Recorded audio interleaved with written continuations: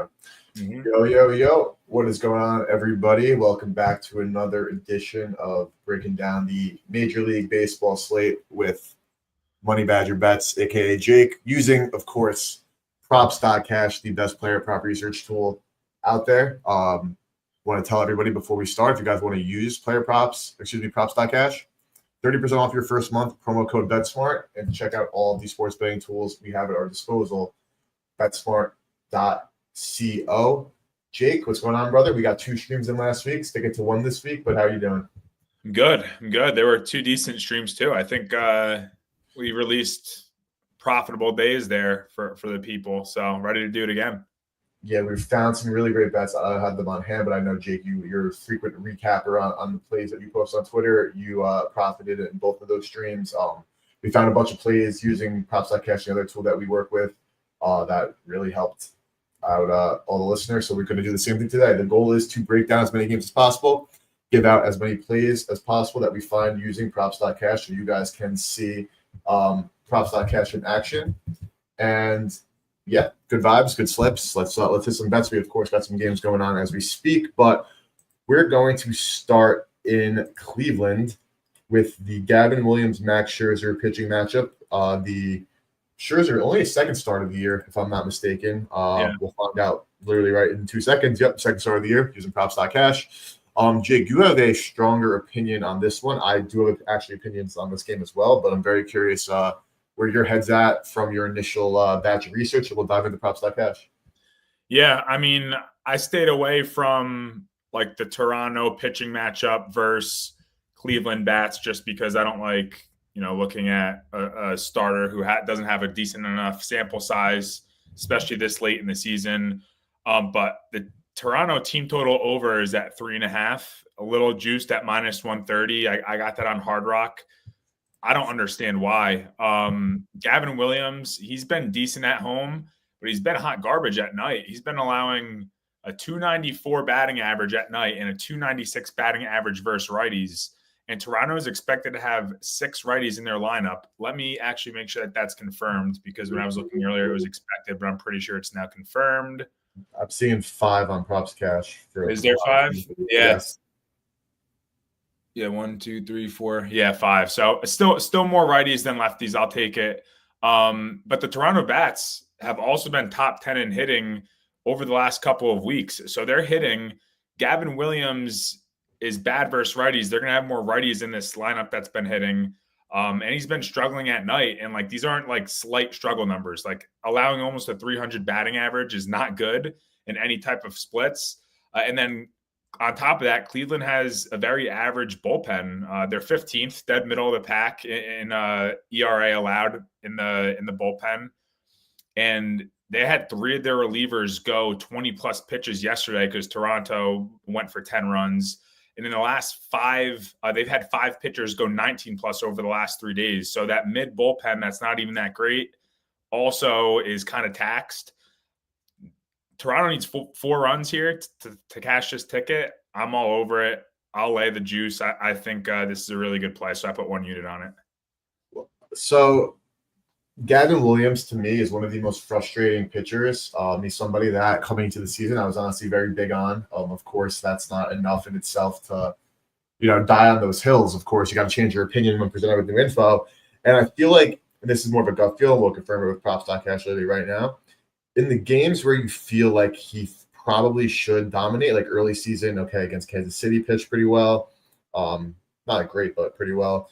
Against the Angels, again, pretty good start. White Sox, of course, early season White Sox, expect him to be horrible, pitch pretty well.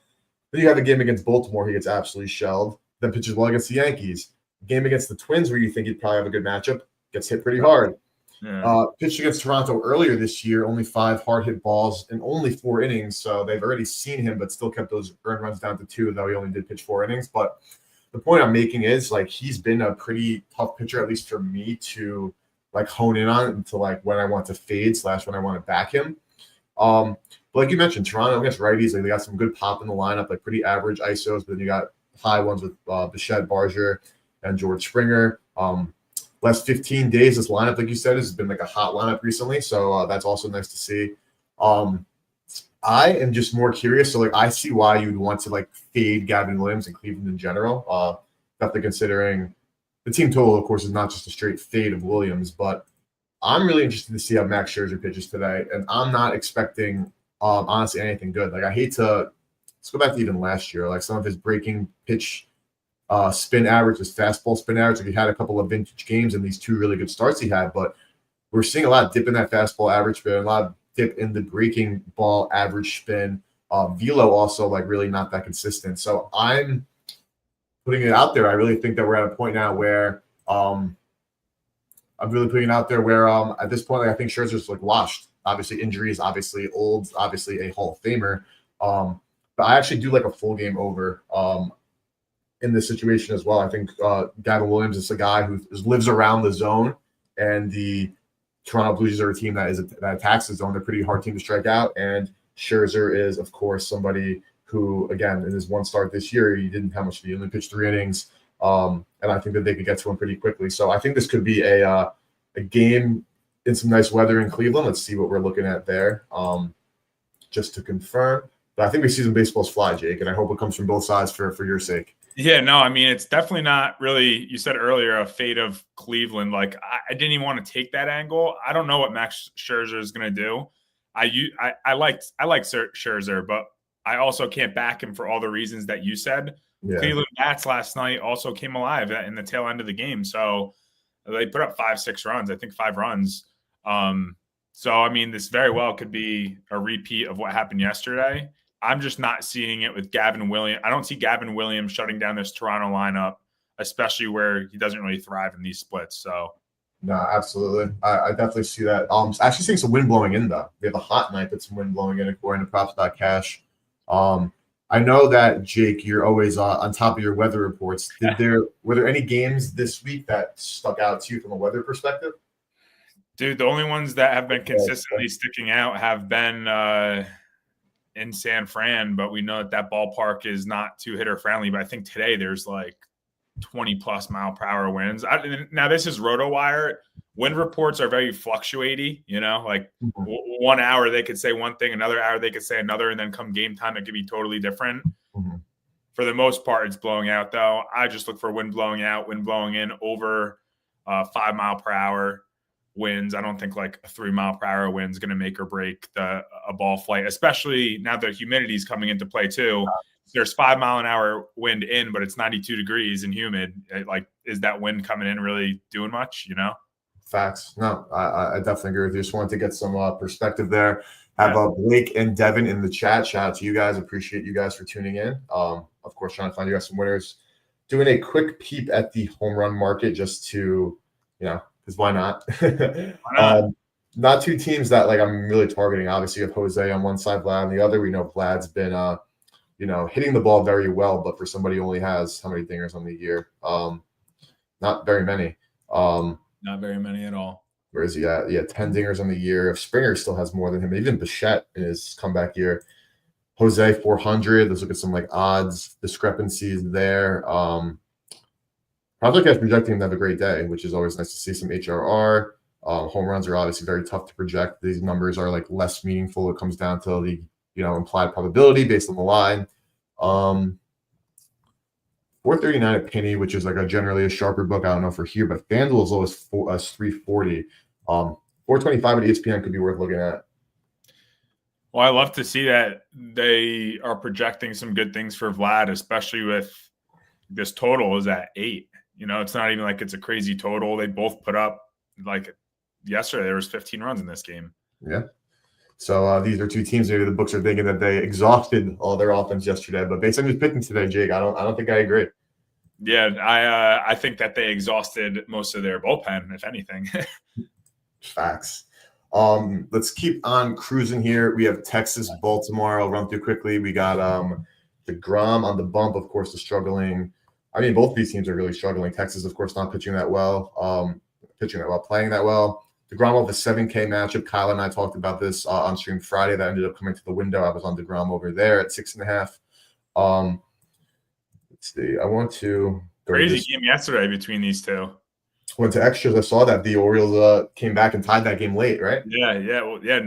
they were down big, 5-0, 6-0, and then they were down 5-0, came back, tied it up, or took the lead. I think they took the lead 5-4, and then they lost in extras. So they still have Langford up here, but I think Langford was just ruled with an injury, which is unfortunate for the young kid.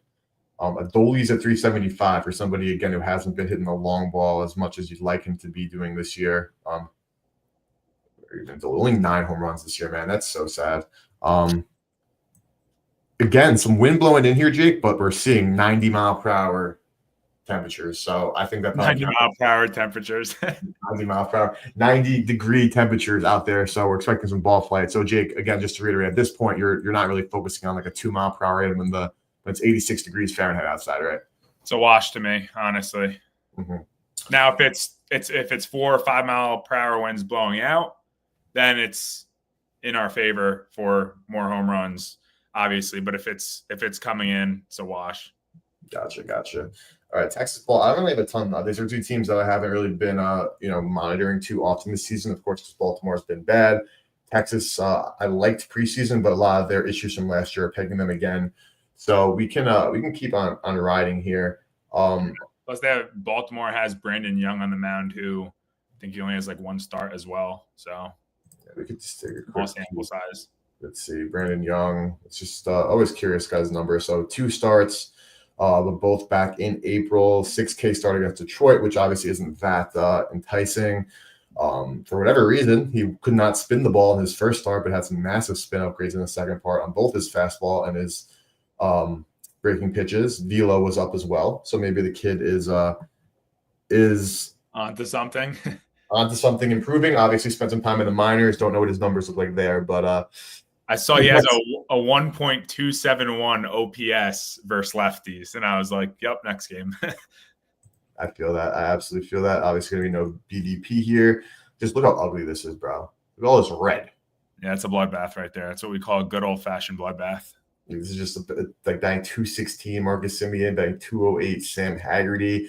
This lineup is not what it was a couple years ago when it won that World Series, but we'll move on from this one. Not a ton to discuss there. Let's go to a marquee matchup: Phillies and the Houston Astros. We have Zach Wheeler on the bump for Philly, Colton Gordon for Houston. Ranger Suarez diced them up yesterday, but of course, Suarez is a lefty. Wheeler, as consistent as it really gets in the K market. I'm not somebody who is like predicating most of my bets based on hit rate or anything like that. But with that being said, Wheeler is somebody who is probably the biggest compliment you can give to a pitcher these days, Jake, just as consistent as they come. Yep. Where are you thinking about this one? I'm backing him. I actually locked this in last night. I was on the E-Toft show, and I got Philly first 5 minus the half run. Yeah, minus 115 on MGM, and I'm putting 1.5 units on this. This is my best bet of the day. Don't usually share these for free, but I already did it last night, so I'm happy to reiterate here. And I know the Houston bats have been great, and these are my notes before last night, so they weren't too great last night. But Zach Wheeler has also been very good, and he's been seeing good bats. In June alone, he's seen the Mets, Toronto, who we just talked about. They've been hot. The Cubs, and he's only allowed 11 hits and 2 earned runs across those 3 games. Really good stats there against bats just as good as Houston. And even if he does give up a run or 2, I think Philly absolutely crushes Colton Gordon, who allows a 294 batting average at home, a 302 batting average at night, and a 314 batting average versus righties. And this hot Phillies lineup is expecting 8 lefties in their lineup. So I think they get a hold of him. Like I said, even if Zach Wheeler or these Houston bats get a couple runs off Zach Wheeler, Philly could put up 5-6 runs throughout these first 5 innings. He's also been pitching versus bad bats, Colton Gordon. He's seen the Athletics, Minnesota, which I'll give him a decent pat on the back for that because the Minnesota bats have been a little better. And then Cleveland. So those were his last 3 starts, and that's where his terrible OBA is coming from. Houston does have a major bullpen advantage, so I'm not going to even touch the second half of this game. I'm isolating it to the first 5. But I really like Philly. I also got crazy CLV. I think the best line I can get now is maybe minus 130 from when I checked 2 hours ago. So I don't know if that moved even more, but I got this nice and early. So I'll find out for you right now. First 5 Philly is now Oh crap! You got amazing value, minus 185, bro. On the run line. Oh, run line. You have run line. I look at Yeah, run I line. got run I line. I got was run gonna line say, now.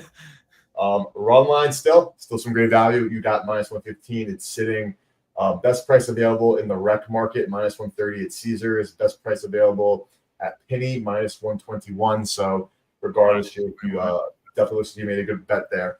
And while you were mentioning your thoughts on this matchup, I of course did take a look at our guy Colton Gordon, and these are things that stand out to me immediately. So of course, only 3 hits allowed, 3-4, not too bad, right? Or earned runs, I should say. One against Cleveland. You mentioned not being a great bat. Still, 5 hard hit balls. Okay, not crazy.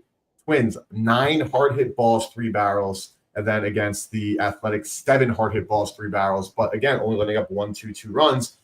That means they're getting serendipitous outs. If they're hitting the ball that hard, that means somebody in the field is making a nice play on something, or it just hit directly at somebody, which of course is the nature of baseball and why people who get on base 3 out of 10 times are making it to the Hall of Fame. But with that being said, those kind of metrics, especially considering the other advanced metrics you outlined, are things to always keep in mind, because if they're not allowing runs, it looks like on the surface, like, from a hit rate perspective, they're pitching well. If you're allowing a lot of hard, noisy contact, that's never a good thing. And I think we actually saw that today, where I don't know if anybody was able to catch the Pirates Brewers game. If you missed Skeens versus Miz, I feel bad for you guys, because that was like baseball porn. I'm not going to lie. That was epic. But Skeens had that tough inning, let up 4 earned. But if you look at the quality of contact in that game, he was letting up dinkers, and there was a throwing error. Then he was letting up again another dinker. No hard hit ball. So yeah, you see Skeens, probably sold a lot of people's parlays today, and didn't have his best stuff. But with that being said, I had the first 5 under 3.5. So trust me, I had my eyes on that one. I was like, oh, Skeens is going to hold his own against the Pittsburgh Bats, or against the Milwaukee Bats. But the Milwaukee Bats have been hot too. I mean, that's what they're doing. They're putting the ball in play, and it's been working for them the last month. They've been on fire, and that's sometimes all you have to do in this game. Facts. But the thing is, what I could say is you could technically argue that Skeens kept them in check. I think he only had 1 hard hit, like base hit, during that 4-run debacle. That was like a Yelich single. Another single that he let up was pretty hard hit, but it was like the batter was stealing, so the shortstop already went to cover second, and he just hit it where he wasn't because he already started moving. So just some baseball food for thoughts. You're letting up 7 hits, but only allowing 2 earned, but you have 7 hard hit balls. That is a recipe for some regression, absolutely. And Colton Gordon, yeah, he's a guy who doesn't walk anybody. He lives around the zone. The Philly bats, God knows that they could use a matchup where they're not whiffing away and then chasing some bad pitches. But I'm with you here, man. And then you have Wheeler on the other side. So cool. Yeah, I love it. That's, as I want to say, again, consistent as possible. Consistency doesn't always necessarily breed future results, I guess we could say. But with that being said, I like where your head's at there. Let's keep rocking. Athletics versus Detroit. Now we got Flaherty on the bump. Jacob Lopez going. I'm curious about Flaherty, because again, he's coming off a tough start against the Rays in that absolute slugfest. Another tough one against Cincinnati. We know that Oakland can get hot with the best of them, but we know that at the same time, it's a Jekyll and Hyde team. You don't know what they're getting. Last 15 games, not great out of this A's lineup. Even Jacob Wilson's only batting at 265, which is when the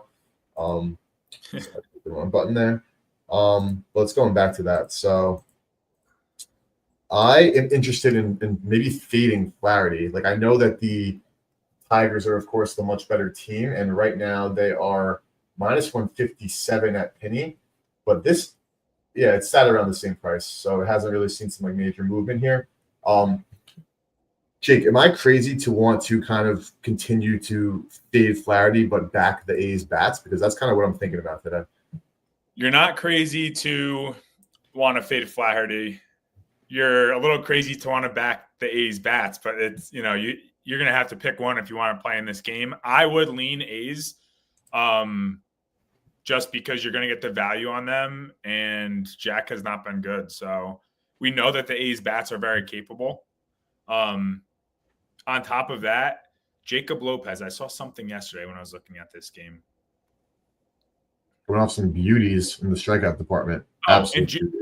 And in June, he's been lights out. and look at who's pitched against: Houston, Kansas City, Baltimore, and Minnesota, who I just said has been hitting the ball this entire month. 4 really good bats. I mean, I guess Kansas City fell off, but you know that they have the pieces to put the ball in play. And his last 3 were against Houston, KC, Baltimore, and he's given up 1 earned run across all 3 of those. I mean, Minnesota rang him up pretty well for 5 runs, but his last 3 games, he's been pitching great. So yeah, I mean, the rest of his numbers aren't amazing. Like, you don't want to go out of your way to usually back Jacob Lopez, but with Jack Flaherty on the mound, it's not a bad spot when you know you're going to probably get plus money with the A's. Yeah, A's right now plus 158 at Caesars, which is the best star, or 160 at Novig. Through Novig, you also 161 at Profit X. So for any exchange users, there's some good value there on the Athletics money line. I haven't really looked at any hitter props in this one, but I did want to just mention that Flaherty is on my continue to fade list rather than my get it. Eventually, Yeah. Joe eventually will get it right, but I don't know if today is necessarily that day, even in what could be debated to be a easier matchup for him to go against. Yeah, definitely, rightfully so. Let's keep chugging along. Let's go to the Yankees Reds. Let's talk about your Yankees, Jake, because it's been 2 weeks now since we've been doing this live show. You know that I love to Go ahead, get it out. Just get it out now. Brother, when do you hit the panic button? I don't know. Not yet. I mean, I don't think yet. They've been playing better. I mean, last night wasn't too great, off to a hot start. I like that Judge is really coming back into being regular Aaron Judge, but are these guys going to start following him? Who knows? We have Fried on the mound tonight. He should do his thing. There's just no real value in this game for me, honestly. I parlayed the Yankees money line with the Dodgers minus 1.5. It pays out at plus 123, that parlay, just because I liked both of those spots. Just there's no value in any of those games for me. There might be some decent player props. I'm not hitting the panic button though. I mean, what's the panic about? Still top on the division, and we're playing bad. Brother, you had a 5-game lead in the East, and that, or even as high as 7 now. It's not the 1 game to my Tampa Bay Rays. Listen. Just as fast as we gave up that lead, we can get it right back. You think the one thing is for sure, the Rays are not going to keep up this level of play. It's been amazing. You think they're going to do this all the way until the end of the season? Absolutely not. Dude, they're epic. They're trending. Epic. But this is what's happening. The Yankees are hitting their slump. Tampa's hitting their stride. And they're both going to come back down to earth, and it's not going to continue like this. So if the Yankees can get out of this bad stretch that they're going through with the lead in the division still, when Tampa's this hot and there's other teams knocking on the door and they're still number 1 in the division going into the All-Star break, what's there to worry about? We're getting pitchers back. I'm sure everyone saw Marcus Stroman's exquisite start yesterday. 10 hits, 5 earned runs. But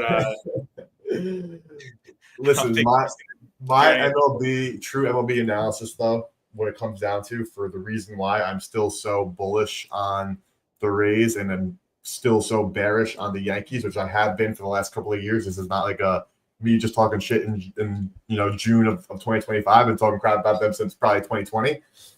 The Rays have the better front office and the better manager, and you have Aaron Boone talking about how guys coming back from the IL are essentially like adding somebody at the trade deadline. There's so much banter about the Rays being sellers, and I don't buy it for a second.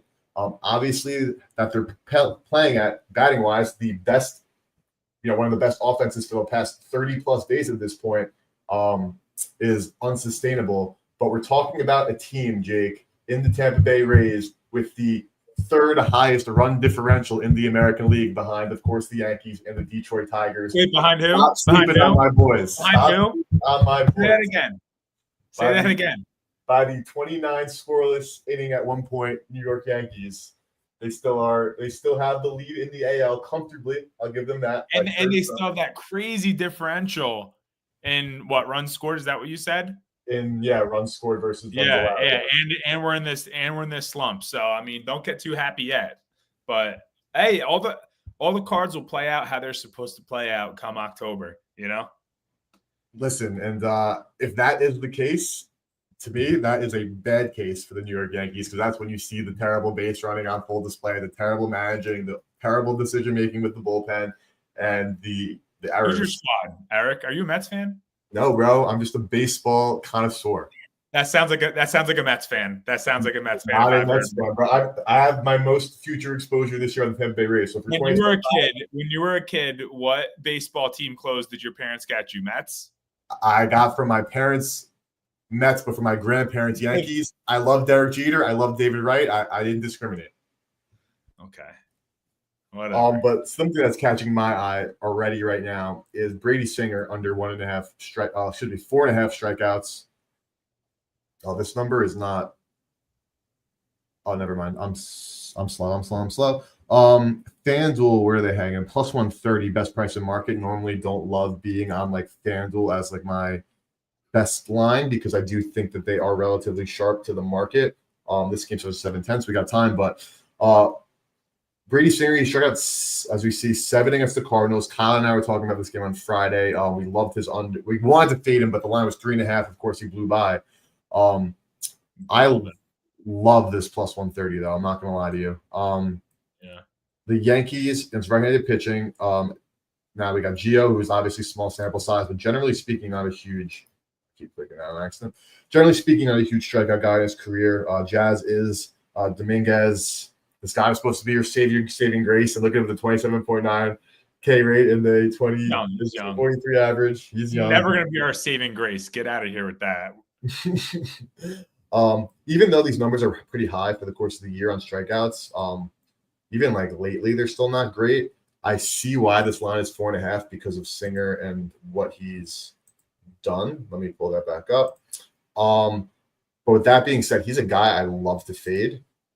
I think that these higher strikeout games are anomalies. Again, only a 33% hit rate on the year, which isn't the best metric to follow there. But again, we're seeing such crazy discrepancies here. Like prize picks, I would not touch that at all for an under because of the value. But I'll go as far as to say that this is something that I would play.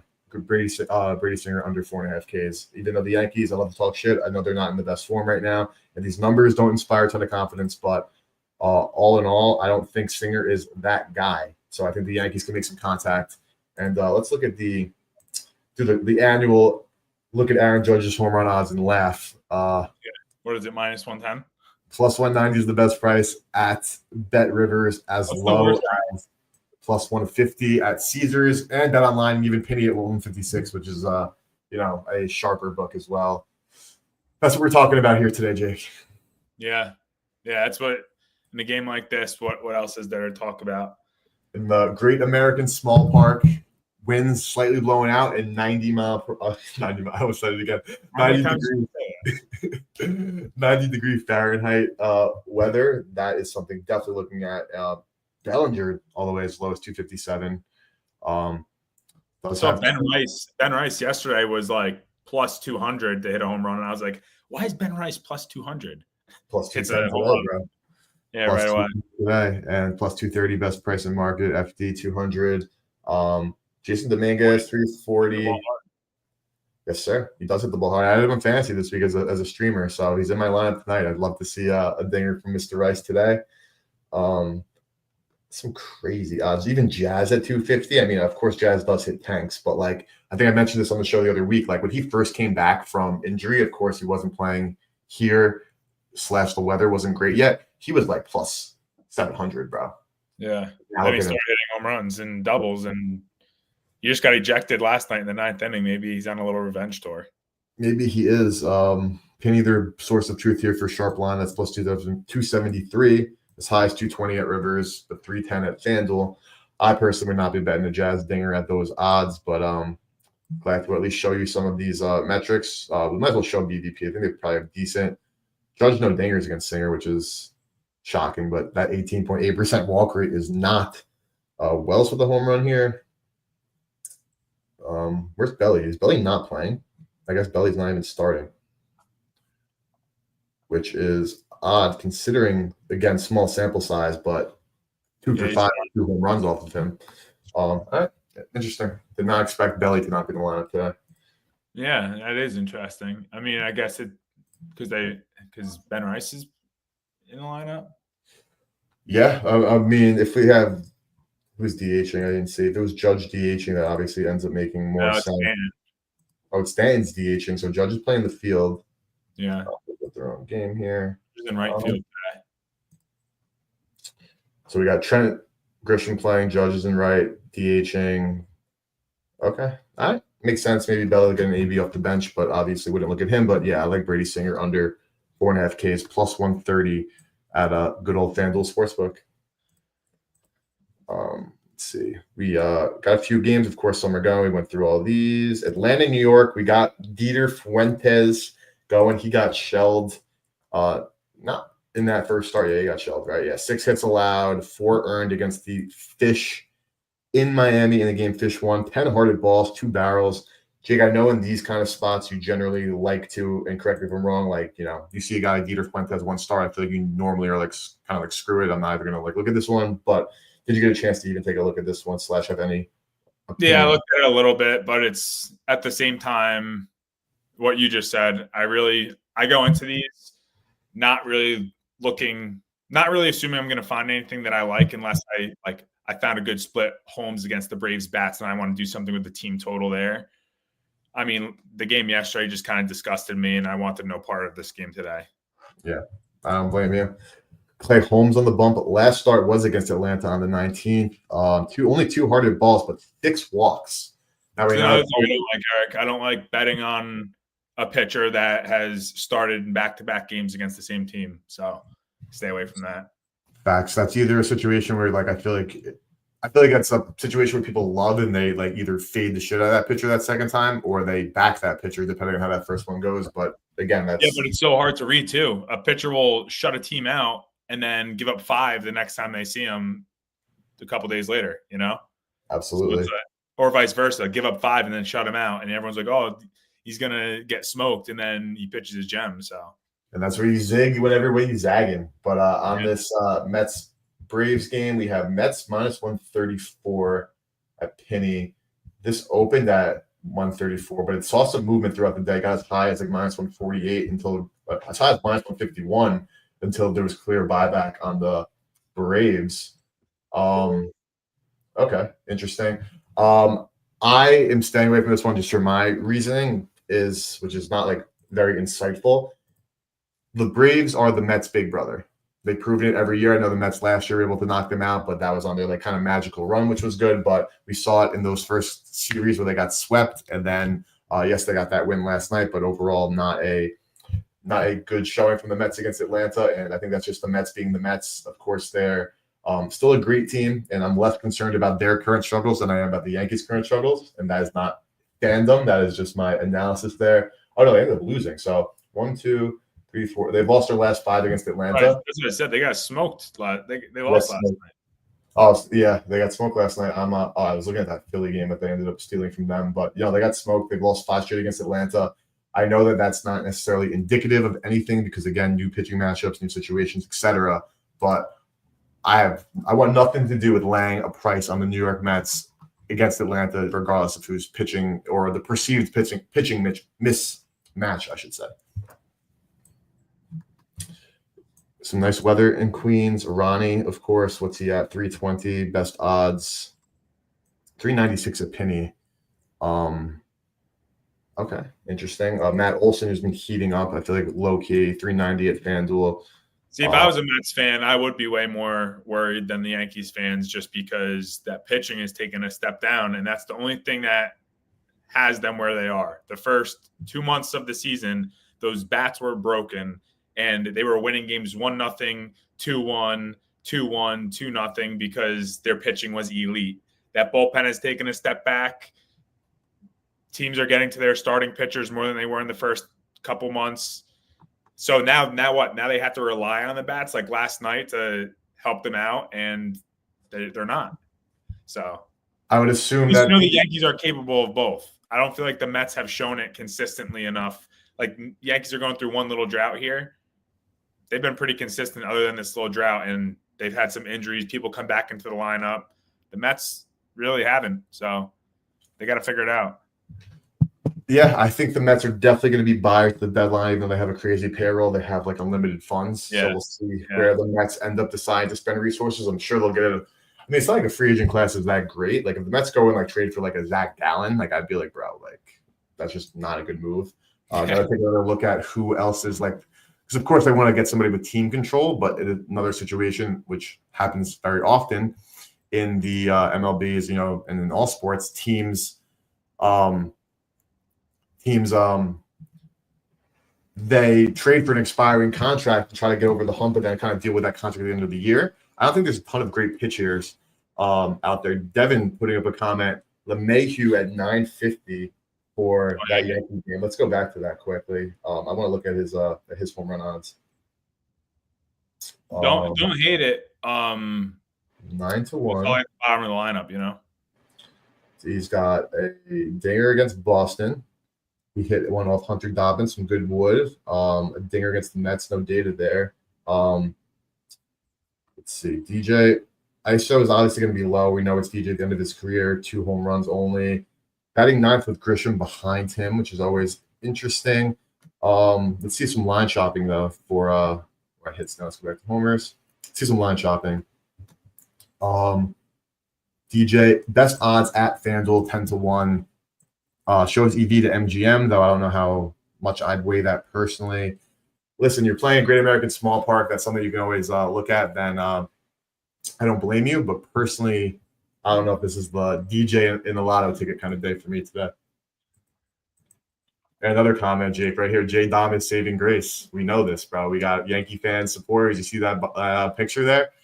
Yankees can't escape the J Dom. I saw that. Hey, we're a strong fan base. You can't really get under our skin except for when we're on these streams and you have to say your 2 cents, because I know that like you're just messing with me half the time, and the other half you're like serious, and then there's like a quarter of you that's actually a Mets fan and you just don't want to admit it, so you just want to throw shade on the Yankees. So I get it. I take it all with a little grain of salt, but I see right through you, Eric. And so do the viewers. So do the viewers. My group chat will say the same exact thing because that's what I do. I chirp the hell out of all of them, and they don't have anything to come back with. Like you said, probably like a quarter of the time is all fugazi. The other half of the time is all funny games. But I'll deny all Mets fan allegations forever. I would too if I was a Mets fan. So watch, they're gonna go to the World Series. Eric's gonna hop on the show with a freaking Juan Soto Mets jersey. I've been a Mets fan this entire time, just like all the other Mets fans. Mets fans and Giants fans, they hide under the rug until like there's some spark or twinkle of like daylight, and then all of a sudden they're the biggest fans after not being fans for like 3 years. Listen, man, Giants never held to the commies. Mets fake maybe I'll pull around out of the hat later this season, but let's see exactly later in the season. Only a couple more games to go. I bet some WNBA, so I'll go to that quickly to see if there's still value. New York. I have pull up the St. Louis game. Yeah, let's pull up St. Louis game. I'm clicking bad buttons. Just counting 1, 2. Only 4 more games to go, including this one, so 5 more games to go. But Jake, I know you are keen on this one. Talk to me about your viewpoint on this one. We got Matthew Boyd for Chicago, Eric Fetty for the home team Cardinals. My bad. I thought you were going to WNBA right now. I was going to be like, oh, slow down there. Yeah, I forgot what pitcher you were talking about earlier where you're just like, at this point, I'm just in a fade mode for them. But that's how I feel about Michael Boyd away and at night. He's just a fade spot away and at night. He's allowing a 272 batting average away, a 278 batting average at night. He's away and at night here. And he has been good in June, but versus who, really? You could pull up the graphic here. He had a decent start versus Seattle. Seattle bats are good. Gave up 2 hits, 2 earned runs. A good start versus Pittsburgh, but I mean, who cares? It's the Pirates. And then give up 8 hits and 2 walks, but only 2 runs versus Philly. So on paper, it looks like a decent start, but he let 10 runners on base in that start, and then 2 earned runs versus Washington. So I'm not really behind Michael Boyd in June, even though it says that he has good numbers. I'm not behind him in these splits. The St. Louis Bats have been consistently middle of the pack. They've been hitting. And I think that they can get a few here on Boyd with his splits not in his favor. I also think Eric Fetty will have a decent outing. And I really like the value at plus 130. If this was minus 110, a minus 120, or a price that I didn't like, I definitely would have stayed away on it. But the fact that I got at plus 130, I'm happy to lay a unit on that and fade Michael Boyd. I've been doing it all season in these splits, and it's been cashing. Let's see what we're at now for the viewers. First 5 innings. Where are we at? St. Louis money line in the first 5 innings currently plus 130. So that number is still available over at Caesars. There you go. Tail with Jake there. Plus 135 at Bookmaker is the best price available. But for the rec books, Caesars plus 130 to get on with Jake. That is a 7:45 Eastern first pitch. I don't have much to say to kind of play even devil's advocate with you here. My whole thing too is like Eric Fetty. I have to go back because I know you mentioned a lot about why you're anti-Boyd. Fetty's of course a guy, KBO legend, has pitched a lot better than anticipated this year. I think that's safe to say. Of course, has 2 blow-up starts, one at Boston, one versus the Brewers, who of course a divisional rival there. Not a ton of BVP, even though they play in the same division, though, kind of like a new look Cubs a little bit here. Are you concerned about Fetty at all, or are you like riding this like pretty good season and expecting it to kind of keep on keeping on?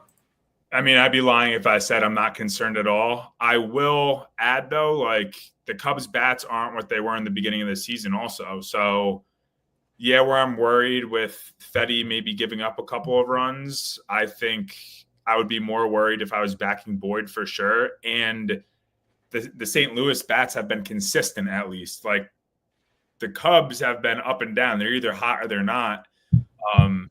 So yeah, I mean, I have a little worry. He's not like a lights out pitcher, and the Cubs have decent guys in the lineup. But like I said, at plus 130, Eric, I can't pass it up at good value like that in my eyes. If worst case scenario, they're tied at the end of 5 and I get a push. I never play for a push, but it's not like I'm laying a half a run here to get these odds. It's on the money line. So facts, like I was going to say, like obviously in like uncertainty here, it's not like you're laying a price on Fetty to be the better pitcher here. You're getting plus money. So that absolutely checks out for me. And 2 of his last 3 starts were versus Milwaukee, are arguably one of the hottest bats right now. The Dodgers, he gave up 0 to the Dodgers and only 4 hits. He did give up 3 earned to Milwaukee, but only 4 hits. Then he had a good outing versus the White Sox. I don't really weigh that as much as Milwaukee and the Dodgers. So he's been showing signs of life versus good bats that have been a little better than the Cubs here. So he should be able to handle them pretty well. Gotcha. No, I don't really have, again, any like big devil's advocate for you whatsoever on this one. So I'm rooting for you. Let's do it. St. Louis, first 5 money line, best price still available, plus 130 at Caesars. Quick home run report, because I know, again, Jake, just for new listeners, you're more of like, a holistic game approach, like look at starting pitchers. But considering that you have St. Louis, pulling it out, do you have any bats that you've been looking at to maybe be like the spark behind this offense? Ideally, like you said, playing some good ball today and getting out to an early lead. Yeah, I mean, I think Contreras can have a decent game. Wind is blowing out, I believe. What does this wind report say here? I know RotoWire says like 6-7 miles per hour, but we're seeing not much wind, but very warm once again. Yeah, Contreras maybe. I more look at the individual pitcher splits, as you could tell. But yeah, I've been on Contreras waiting for him to do a little more than what he's been doing. Absolutely. It's here. Kyle Tucker plus 350 to take one out against Mr. Fetty. None in his 2 PAs, though a double. Again, does not matter whatsoever, but I guess worth mentioning. This is, again, not actionable info per se, but it is, I guess, interesting to see that this guy 105 off the bat and 100 off the bat. So Tucker definitely got his money's worth in both of his PAs. Though again, 2 PAs is absolutely nothing, so I'm not putting much stock in here. This has curiosity now. PCA as well, 2 very hard hit balls dating back to last year. So again, not actionable info, but worth noting that they see them pretty well, because there are times, Jake, when I'm looking at PVB or BVP, I'm not looking necessarily at home runs, hits, but I am looking at how hard they're hitting the ball and how little they're whiffing. Because if they're making hard contact and not missing pitches, that is an indicator, which is very true in baseball, that a batter might have a pitcher's number and sees them well. Yep, 100%. I'll also add that, like, usually those are career numbers that you're looking at versus a pitcher, where I like to also look at the splits of the batter. Are they hitting well at home or better away this season? Better versus righties or better versus lefties, you know? So I weigh that too, because someone can have a great BVP statistic against a pitcher, but that specific season, they could be sucking versus righties or sucking away, and those are the splits that they're in. So I'm a big splits guy, as you could tell. I like to weigh that too, along with, like, I'm just going off of you saying, hey, don't always look at just this batter's 3 for 6 batting 500 with a home run, or vice versa. He's 1 for 10, but he might have tons of hard hit balls against this pitcher. So, you know, there's a great chance he could put one over the fence. So totally agree with you there. There's a lot to look at than just the basic stats of a BVP. Facts. It's not as simple as he got a hit, he didn't get a hit, he struck out, he didn't strike out. Like, again, we know how baseball goes. If all you look at is the BVP and you see a strikeout, but then you look at the box score, it was a 12 pitch at bat. He fouled off 4 pitches, and the last pitch was, you know, a borderline that he's taken for ball 4, or for strike 3. If that should not be altering kind of your opinion on what actually happened, you can literally see what actually happened. And then again, this is a poor, but I guess good example. Back to this PCA, 2 hard hit balls, only 2 at bats. Yes, that is not something to put stock in, but say we saw 10 at bats, still not something to put a ton of stock in, but no strikeouts, 5 barreled balls, and only 1 hit. Like, some people would just look at the average that you can see the BVP and be like, oh, he's only batting, well, he's batting 500, doesn't matter, but like, oh, he has, you know, in Ian Happ's case, 0 hits, struck out, you know, 2 of those ABs, but you need to know the full story, because that does not tell you the full story. Because if those other outs were very hard hit baseballs, Ian Happ likely sees him pretty well. But conversely, if he has a low strikeout rate, but he's whiffing at a large clip against his pitch mix, that could be telling you that that's a fade situation. Yeah, a very underrated stat is walks, I feel, because if a pitcher is consistently walking a certain batter, that's also showing that that batter, like you said, is either working the count well or is seeing the pitcher well. And that can go a long way too. If they're seeing the ball well versus a certain pitcher, they're more likely to put the ball in play or hit the ball hard. So a very underestimated stat, in my opinion. Facts. Very well said there. Let's keep going. We have a couple more games. Quick WNBA update. Tampa Bay, KC. Now, these are my best boys, as I've talked about a lot, because I have a future on. They're winning the division. They're winning the division, bro. I have 3 tickets, and I'm going to probably not get it if I get the same price I get at some point, which doesn't exist. I'm getting offered positive cash outs at the wazoo because they're scared. They're scared. Dude, my buddy Aaron already called me and said it's not happening. not Aaron Bum, the other Aaron, the main Aaron. King of New York, Aaron. King of New York, Aaron. Rasmussen versus we have Waka, I'm pretty sure. Yep, Michael Waka, Drew Rasmussen. So now I'm gonna, I guess, sound hypocritical, but at the same time, not at all, because you should not bet with your heart. You have to bet with the metrics. I think this is a fantastic fade the Rays spot. I'm not gonna lie to you. Right now the Rays are -134 at Penny. It opened as -120, got as high as -147. I'm seeing. Now back to -134. This game, first pitch at 7:40 Eastern, so just under an hour here. Best price on the Royals money line from the recreational books is at FanDuel +122, and I'd go as far as to say as I'm willing to lock that in.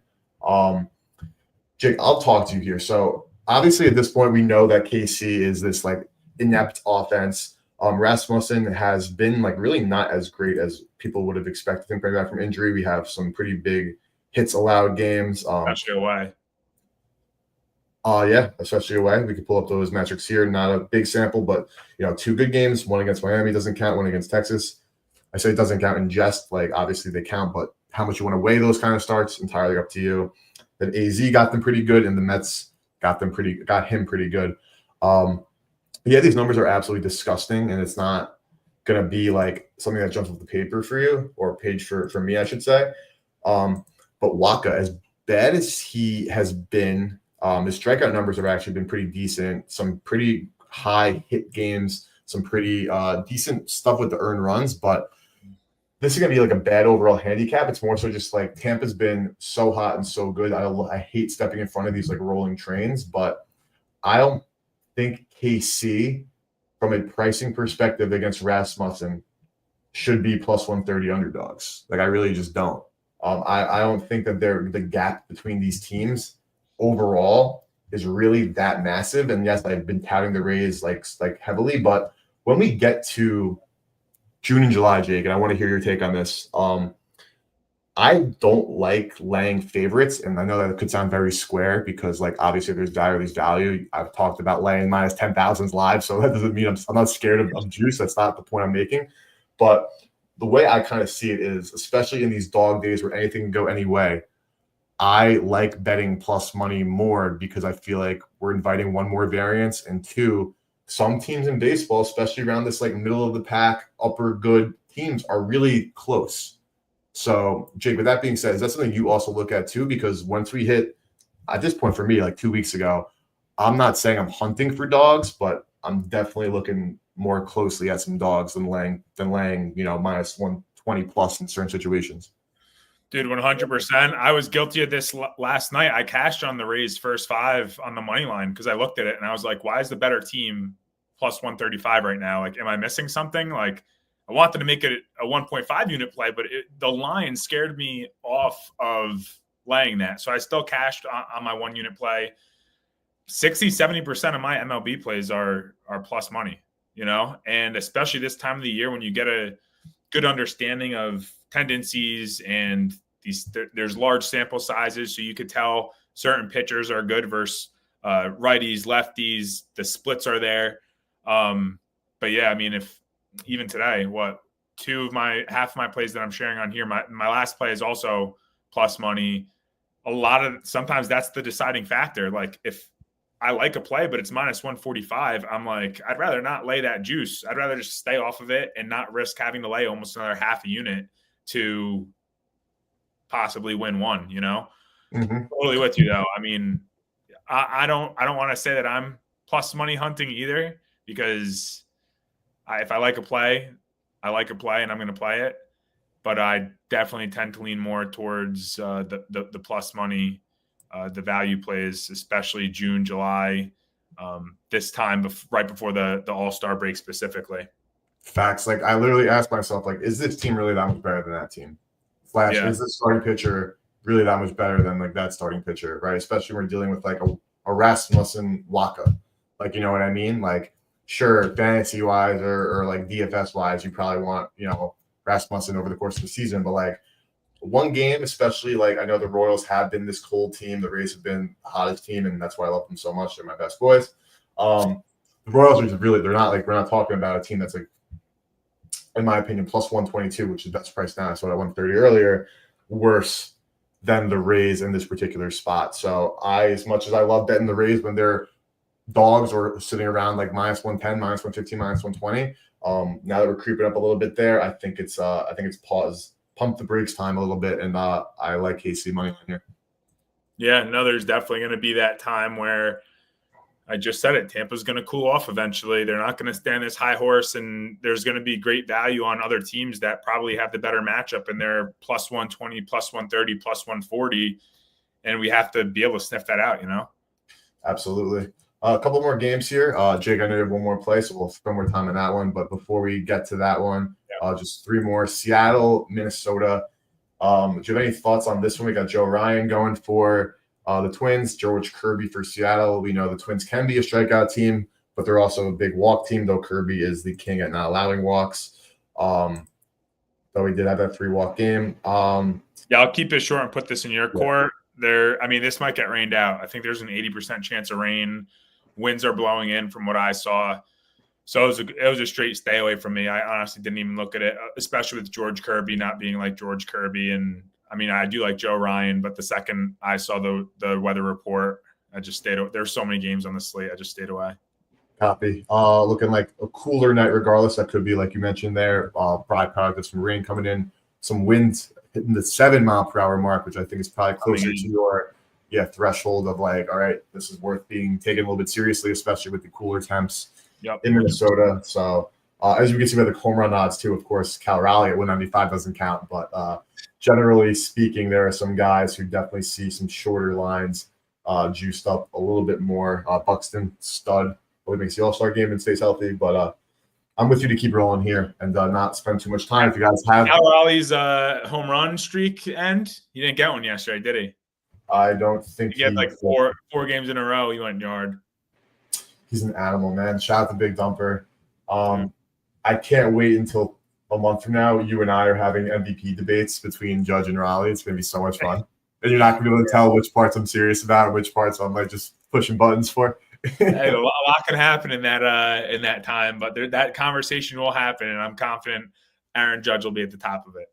The conversation will absolutely. I'll be his advocate. Dodgers, Rockies, Yamamoto on the bump. Of course, we're in Coors, so you're going to see, Mr. Ohtani at plus 135 for a dinger.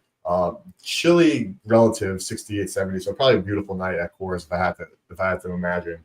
Ballpark that I need to get to immediately. It looks so beautiful for nothing but great things. Digressions aside, Jake, we know that Coors can always be tougher for pitchers. That don't have a ton of control, though. He does have his one start in Colorado, which was at the end of last year. Not saying to put that much stock into it, but what I am saying is something worth noting. You see it literally right here in the head-to-head. Again, a year difference. So not dying on this, but like this game was versus Colorado in LA. This game in Colorado, you see the spin rates go down. That's something you and I have spoken about. Something I've spoken about with Kyle on Friday shows. Pitchers get shelled in Coors when they're high spin guys, but their spin and stuff is not spinning. And that's when we start seeing like those like pretty good pitchers or even like bad pitchers get rocked around in in Colorado. But I'm personally not concerned about Yoshi here. I think it's a get right spot for Yamamoto. I know I'm not saying any hot takes or anything because we're talking about a team that's minus 300 plus, but I think it's a pretty simple LA takes care of business here and Yoshi pitches well. I cannot argue that. His splits are also great. He's been awesome on the road, awesome at night, allowing a 176 opponent batting average, a 191 opponent batting average. He has had a rocky month here in June. I'll say that, but I think this is a get right spot for him. Hard Rock Bets had this spread at minus 3.5, minus 110. So I said it earlier on the show for those who weren't on. I took the Yankees money line and I did a World Series parlay. Yankees money line, and then I took the Dodgers minus 1.5. It pays out at 123. You could probably get better odds. I got that on Hard Rock Bets. But I think this is a great get right spot for LA. Shockingly, Colorado has actually been hitting well consistently lately. Like, dude, look at these numbers, bro. What? This is last 15. Look at these. Look at all this green. Wow, yeah. They're cooking, bro. Yeah. They're cooking. We were on the show like 2 weeks ago. I think the first one we did together, and it was the total opposite. We were like, wow, this is absolutely pathetic. And and you can't even say that that's all in Coors Field. They were on a road trip before this, and they were still hitting the ball. So I always have to look at that like, oh, are they smoking the ball in Colorado versus some bum pitchers, or are they away versus some decent teams? And that's been the case. So I'm like, oh, they got to slow down. I think Yamamoto does take care of business here. But it could be another high-scoring game. I just wanted to stay away from it because I don't like putting a lot of eggs in the Rockies basket. I like to pick and choose those battles when I'm on the Rockies for anything, whether it's an over, whether it's a nice money line. And this just wasn't one of them. So I'm going to take the safe play and take my parlay leg of the Dodgers minus 1.5. Total at 11 right now. Mostly uniform across the board. Juice minus 115 to the over at 11. Right now at FanDuel, Dodgers are minus 3.5, minus 106, minus 340 on the money line, which is actually 325 at MGM. So if you are laying it with the Rockies, or excuse me, with the Dodgers, minus 325 MGM is your best like recreational book, and Novig minus 303 for those prediction market exchange people. If your guys are not on Novig and Profit X, You guys are absolutely sleeping. I'll do a whole rant about that on another show at a different time. But I don't have much to add here. You know, the usual suspects for the Dodgers and the Rockies, of course, too. Goodman in the lineup. Moniak's been heating up, but he really does hit lefties a lot better, which I don't know what it was not. But we'll save our breath here. We'll go to the final game on the slate, which you actually have a play-in. Quick WNBA recap, or I should say, like, run through. I only have 2 plays that I already played there. Again, I'm not going to talk about those plays like as a bragging. If I did get good line value, as past post, just to see, because if there still is value there, would love for you guys to tail that with us. But before we go to last game, just a reminder, Jake is on Toronto team total 3+ or 4+. St. Louis money line, first 5 money line plus 130. Phillies first 5 a run line minus 115. And one more final one. I'm on the Kansas City Royals money line plus 122. The Athletics money line. What was that at? Plus, the game started, so hopefully you guys can get in live there. But I think I got in at plus like 150-ish. And Brady Singer under 4.5 strikeouts. So that's where my head is at. But without further ado, Jake, let's talk some Miami, San Francisco. Talk to me. Yeah, Miami first 5 on the run line plus a half a run at plus 108 as well. So I got that on FanDuel. And Eduardo Cabrera did not have a great start to the season, but he's really coming into his own in June. He's allowing only a 204 batting average, and this is versus Philadelphia, Washington, who's not great, but then Tampa. So Philly and Tampa alone, I mean, that's pretty impressive to still only be allowing a 204 batting average. And he's been consistently good versus lefties, and San Fran is expected to have at least 6 in their lineup. And they've been the 25th. They're ranked 25th in batting average in the last 7 days. So pretty much since that Devers trade. And this lineup is only 8 for 41 against Cabrera. So not a huge, crazy sample size, but they're batting 195 versus him. So I kind of like this spot for Cabrera. I might even sprinkle a little bit on the money line, depending on how some of my bets here go in this 7 o'clock time slot, 7, 8 o'clock time slot. And I'm not taking anything away from Logan Webb. His splits are pretty decent. And he's had as good of a June as Cabrera has, allowing only a 206 batting average. But San Fran can't win the first 5 if they don't score. That's the issue here. And this is more of a fade the San Fran bats, plus the Miami bats have been pretty good. They're 7th in batting average in the last 15 days. So it's more of a fade San Fran bats and backing Eduardo Cabrera. If it's 0-0 at the end of 5, Eric, guess what? This cashes. So I'm cool with that happening. There are also crazy winds blowing out here, I believe. I think I saw like 20 mile per hour blowing out. It is in San Fran, so obviously not the best hitters ballpark. But the first 5 total is set at 3.5 too. So Vegas isn't expecting many runs in these first 5 innings. If it's a 1-1 game, I mean, I'll take it. You get the half a run if it's a tie at any point in this first 5 innings or through these first 5 innings, it cashes. So at plus 108, again, was just telling you how when I see those plus EV value, it's really hard to lay off, especially when the numbers are backing it. And I guess I'm quicker to pull the trigger, obviously, when it's plus money. And like I said, I might even sprinkle on the first 5 money line. I believe that was like plus 160, plus 168. I'm seeing plus 160 right now with DraftKings for the best. So I might get a little greedy and throw a half unit on there. But yeah, that's my final play of the day. Miami first 5 plus a half a run at plus 108. So I can't even, again, like I'm not here to glaze Jake. As you guys know, I gladly talk crap about him or plays or et cetera. But this is another one where I do agree with you here. I'm a Edward Cabrera guy. I've always been a fan of his, the way he pitches. He's done so well, and I'll show you right here.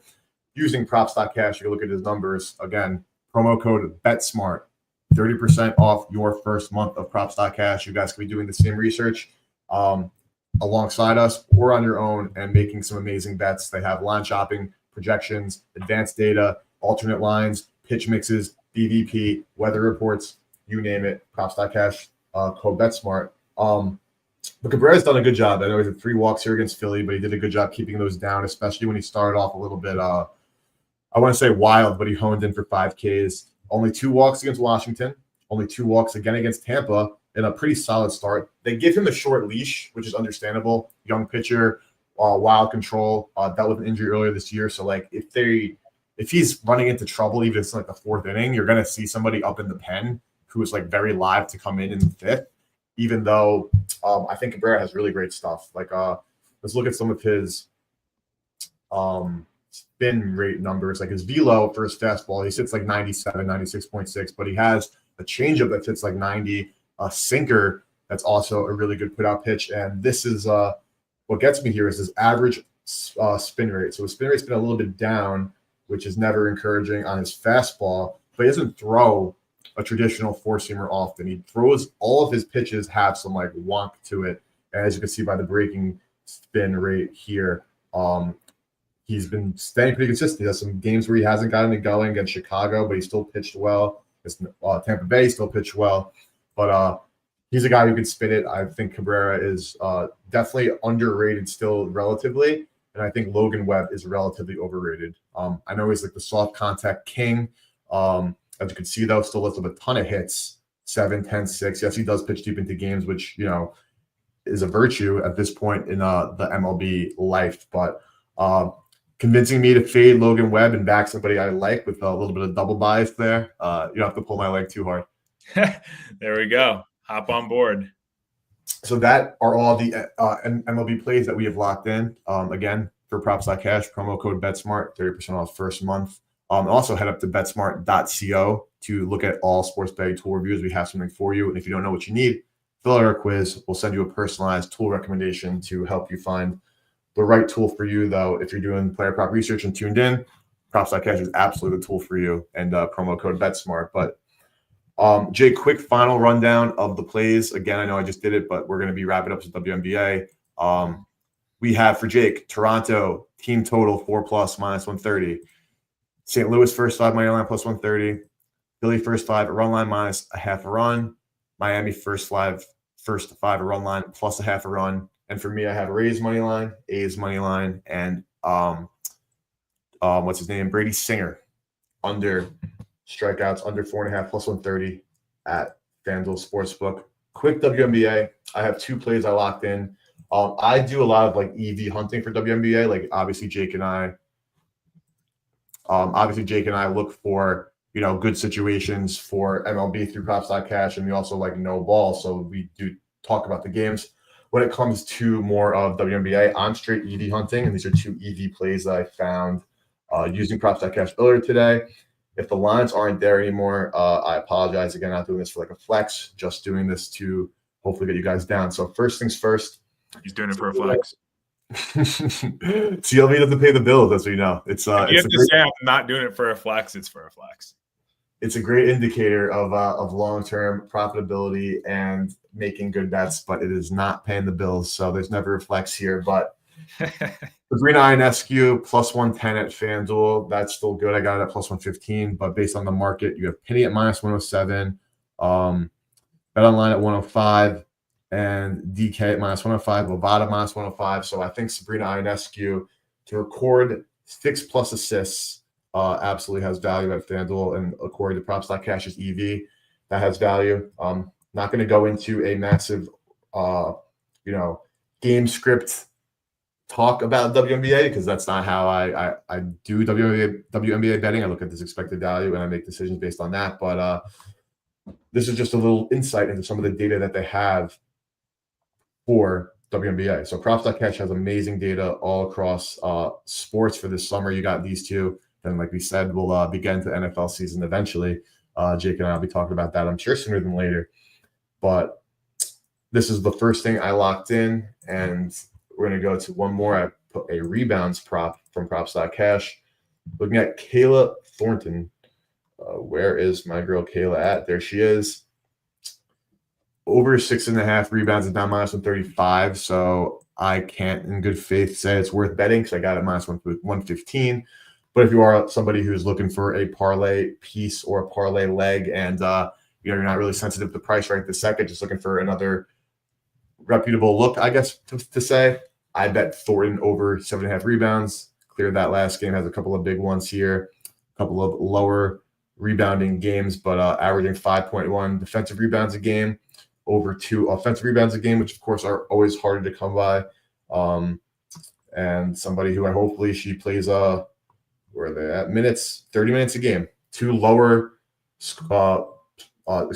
games without playing too much, but she is consistently a 27 plus minute person, averaging 30 over the course of the season. So that's another look I got for you. Jake, I know you're not a big WNBA guy, but you have any rabbits in the hat for today in the W?